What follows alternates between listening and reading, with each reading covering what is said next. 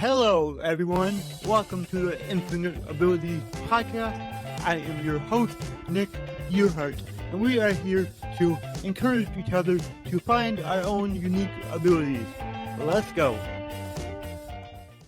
All right, everyone. On this episode, we have Layla, and she is awesome. I love it because she has the same mindset that I do. We can accomplish a lot more than we think. So let's get right into it. Layla, can you tell the audience a little bit about yourself? Sure. So I was born in 1987, November 1987, and I think I was about week 28 weeks gestation. And that means I was one of the youngest babies to survive at that age at that time. I also have a twin brother who also has CP. Same one, same problem. You find that with twins. He's 20 minutes older than me.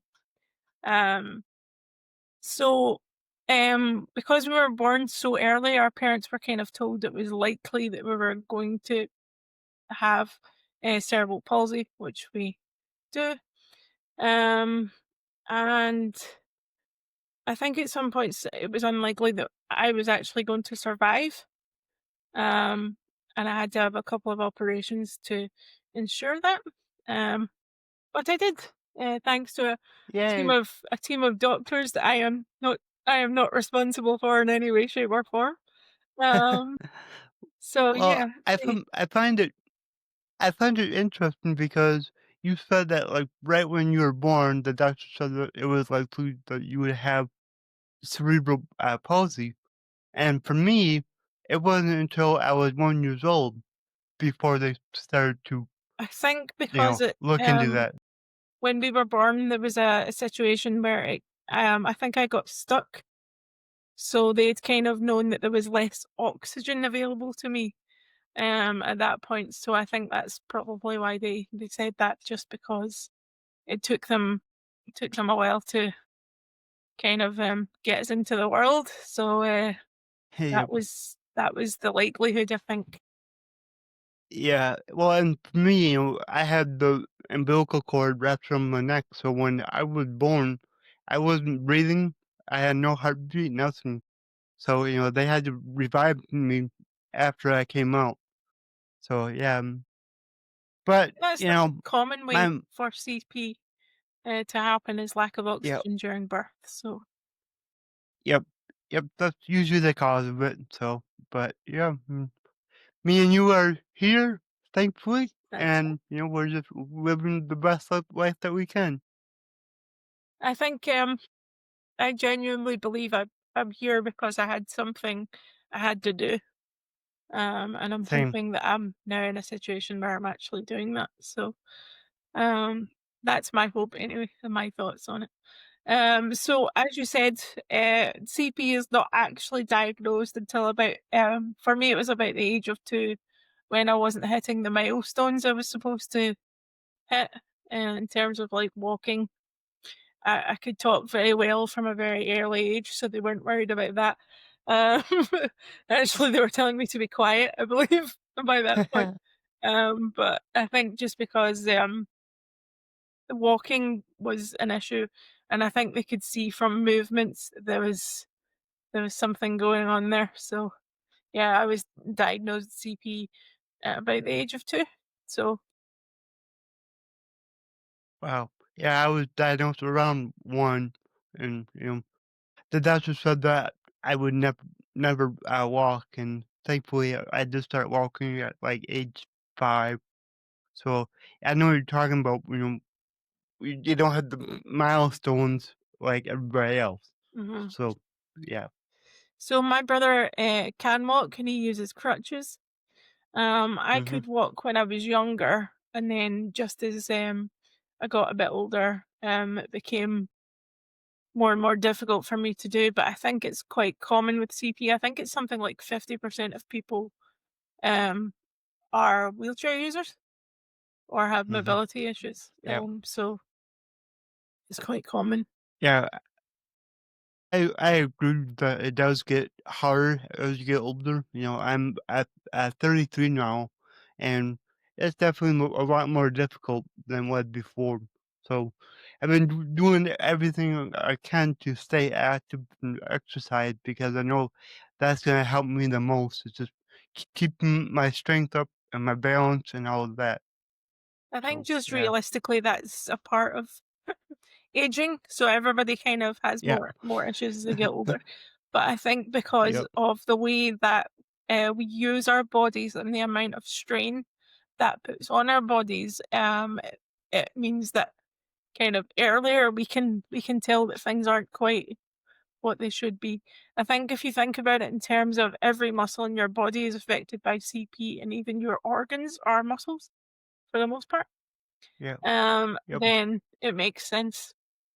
Um, Yeah, and the last time me and you talked, you actually taught me something because I was telling you how I have to go to the bathroom a lot. I peed a lot more than my friends do or my family. And you're like, yeah, that's because of CP. I was like, oh, and you're like, yeah, y it's your another bladder is a muscle in your muscle. body. Mhm. Yeah, So, it's getting the wrong signals from your brain. Um, mm-hmm, so it yeah, I have similar issues with the same thing, so I get you. yep, And I think it's the one thing I would probably swap, to be fair. I would swap that one quite easily yeah, 'cause it gets in my way. So yeah. It gets annoying, really annoying. But yeah, it's cool that, at my age, I'm still learning more. You know, I will be honest, I didn't really research cerebral palsy until, like, 5 years ago no, because I never really had a reason because it was like, I know how it affects me. I know what I have to do to live with it, so I never really researched it, I think and that's a kind of I'm sure you know. healthy way to look at it. I think because CP is a spectrum, so even people with CP get affected in an individual way, but with it, so you can know kind of what causes it, and you can, but you have to learn what it means in your own body anyway. So yeah, it makes sense. And I was similar. I come from a family where we didn't really look at disability, and we were encouraged to be as independent as possible and to not really set Same, limitations on ourselves. So our identity as disabled people is something we are like, especially me, it's something I'm kind of coming to terms with at a later age. um, and I think for yeah, me, I know like, you talk. it's about not denying the fact that I'm a disabled person, but changing the what the definition of disabled person is and means to me. That's how I tackled that. Um, and I think I'm kind of, the more I speak to people, the more I learn. That's quite a an in, an unusual perspective. So Yes, it is. it's nice to meet somebody who has a similar perspective. Um, so Yeah, definitely. I agree with you 100%, and I was raised the same way. Or I can never use my disability as an excuse to not do something. I mhm. just had to do it, It's and not I about had not to doing figure it, out it's my about own finding the ways. way. Yep, finding the ways that I can do it myself. And So it yeah, seems like you're very successful at that, so hooray! yeah, Hooray! yay! I do pretty good. It's like we're given a life, and we can't choose like our disability. So I think it's up to us to just live it to the fullest. It's Don't let about it hinder finding us. your own path and Yeah. defining things for yourself. Um, Yep. that's what I'm trying to do. Um, so to go on to talk about what I'm actually doing now, obviously there's a lot of stuff that I could talk about in terms of like schooling and how that is for people with disabilities and my experience of that. Um, I will talk about that very briefly and just say that I went to a mainstream school. Um, and the only disabled person I knew till I was about, say 28, was my brother. Um, so it wasn't until I joined a wheelchair basketball club that I started to really think about, my definition as a disabled person and how that could be a point of pride instead of something that you try and overcome. So yeah, that changed my life in terms of that. Started my advocacy journey, um, by being told that I couldn't, I had to do more and I had to speak up for myself. So, now I think it's coming back and biting them in the bum a wee bit because I'm asking them to do things now. But that's okay. So, yeah, so what I'm doing at the moment is I'm actually a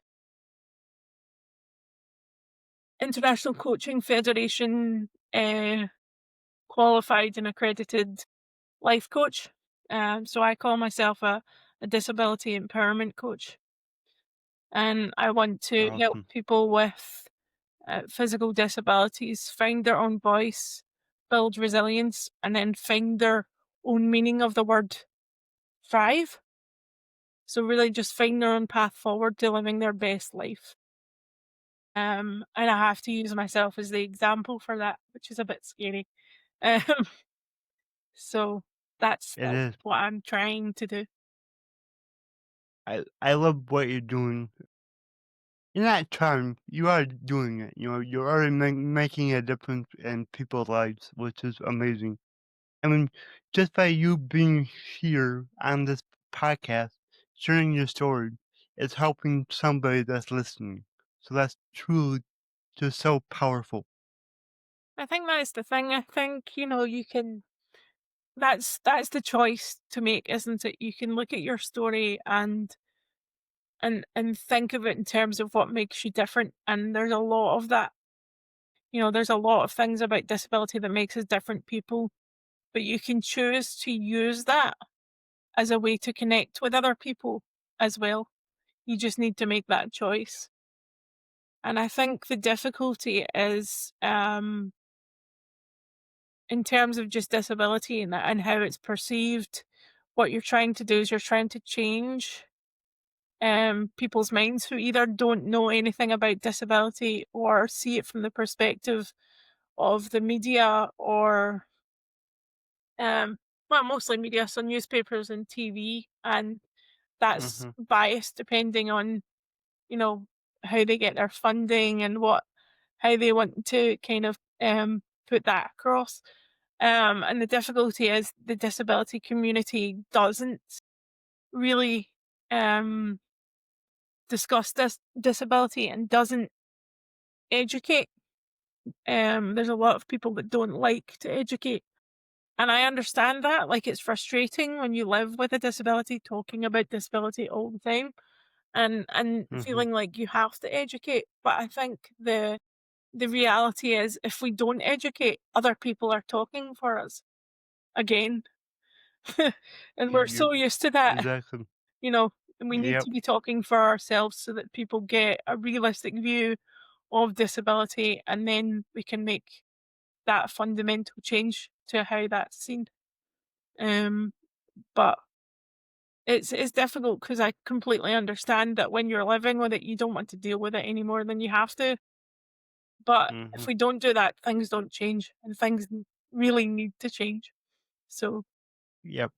They really do. You know, and it it will help a ton when people understand more. So it's good that me and you are out here sharing our stories, telling people how it is to live with what we have, because people don't understand, you know. Like they just see me out walking out in public, and I walk all goofy and different, and they don't know what it's like, and they don't understand. And I've built up a lot of friendships over my life, and I've changed people's lives because they now understand what it's like for the most part, they can't understand fully, but for the most part.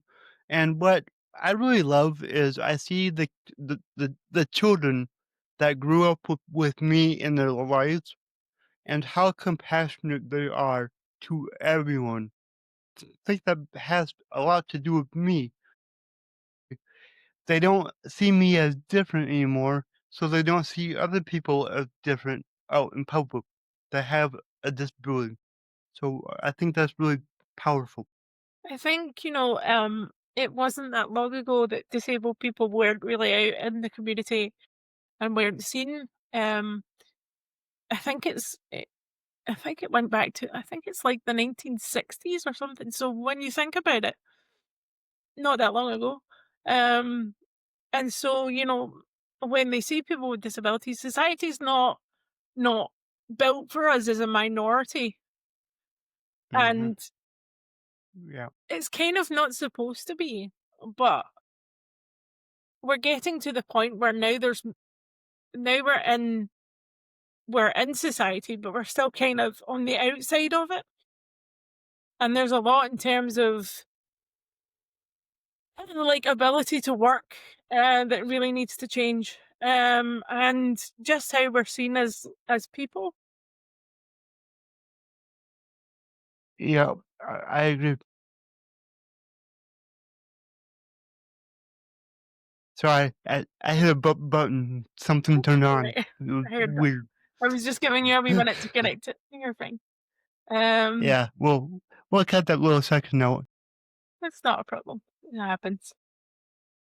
Especially when you tell your body So to yeah, do something and it does something else. That's a fun one. yeah, that was a muscle spasm, and my keyboard is on the little slider under my desk. So what happened was is my leg jumped, hit the play button, and it started playing with my other podcast. So yeah, really annoying. It's all right. It But happens. that's the life of living with CP, Yeah, right? yeah. I mean, I just told Awesome. I have a desk that raises and lowers, because it was the only way that I could get a desk low enough to sit at, annoyingly. Um, and like this morning, I got up. I've got a dog, so I got up really early in the morning to feed the dog, and I got caught on the wire between my desk and the wall, and just pulled it out, and I was like, I can't put that back in. So I'm glad it's at the bottom because if it was at the top, you'd have been looking at the top of my head. That's funny because yesterday I was doing a meeting with one of my friends, and he's a quadriplegic, so he can't use his hands very good either. And I was, just sitting here talking to him like me and you are, and I was trying to plug my phone in because it was dying. I'm like, I hate cords. He's like, yep, me too. They're not fun. I It's so absolutely hard to hate, plug I something hate in. when you fling your phone halfway across the room because Yeah, your hand just decides to let go, and you're like, okay, yep, just throw that. It's like now I need to go and pick that yep, up, and I hope it's not broken because I do everything on my phone. Um, yep. so Same here. do you have I startle do. reflex as well? It's a joy. What was that? Do you have startle reflex as well? Is that like like when I get scared? Yeah, like, do you get a fright and it's, like, massive rather than Oh yeah, tiny? oh, yeah. I will if if somebody like comes up behind me and goes ah, I will jump and throw whatever I have. Mhm. And my friends think it's the funniest thing ever, so they do it all the time. I act I come from a family that's similar to that, and I actually had to say Yeah, to them, "Can you stop?" Because it's actually kind of painful. Um, yeah. It does hurt. It it's does. not fun. Like, I don't find it funny. No. Oh, So, cause yeah, like it's I'm sure you're like me. Like every muscle in your body tenses up at one time, mhm. and it does not feel good. It hurts. So And the like for best way me, that I can kinda describe, muscle tone and how it feels in my body is to, describe it as, see when you make a fist and you make a fist really tight, that is how my entire body feels at all times. So, it's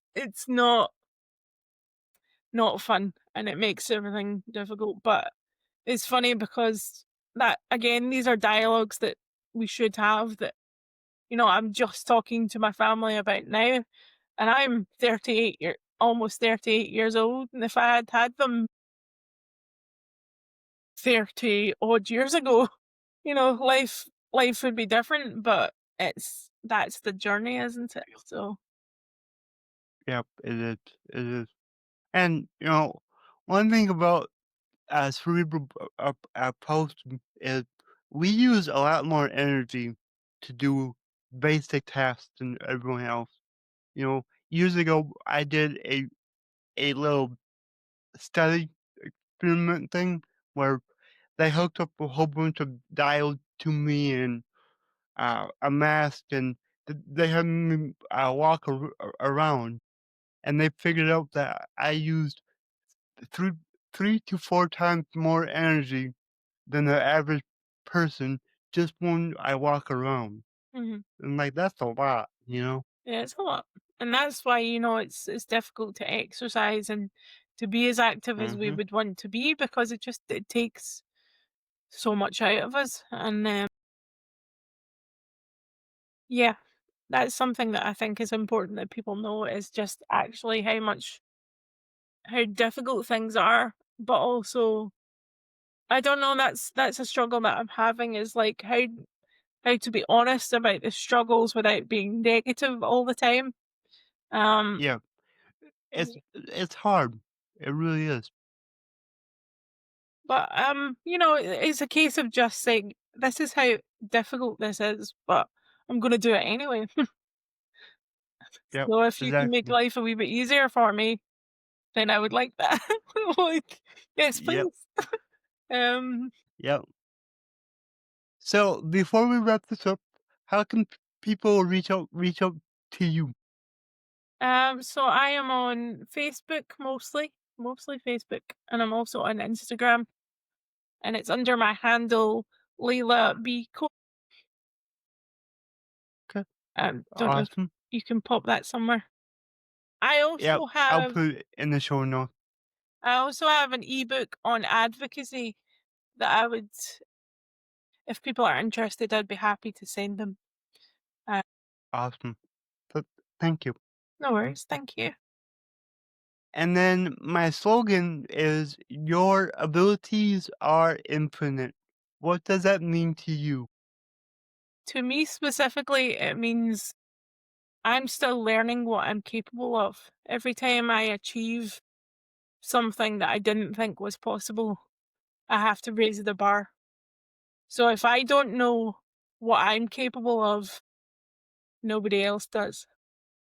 So Yep. when I apply that, if I can apply that to my clients, I would say, you don't know what you're capable of either. And the only way to find that out is to do it and find out that way. Is to It not is. limit yourself and set, do what you want to do and see how far you get. Mhm. Yep. Exactly. I love that. And then what's one last message that you would like to leave the audience? And that's a really good question. I think just in terms of the discussions that we're having, like if you're not sure about disability, if you're not sure, if you see somebody and you're, you know, go up and start a conversation with them. Maybe don't jump straight into, medical details, but have a conversation with them. At the end of the day, disabled people are normal human, are individual people, and we all kind of have dreams and wants and aspirations, and we have needs and like social needs and things like that. We're not something to be frightened of. We're something to embrace, I guess. Yep. Exactly. That would amazing. Well, Layla, thank you for being on the show. It was really incredible, and I know that we really helped more people understand what it's like, and that is so important. Great. Thank you very much. If you enjoyed this show, please go ahead and share it on your Instagram story and tag me here, the Nick Yerhart. Also, go ahead and share it anywhere else that you see fit, because the only way that I can grow this is by you guys sharing it. I don't sell anything on here. I don't have any sponsors, so let's just get it out there by word of mouth and help more people. Alright, everyone, remember your abilities are infinite.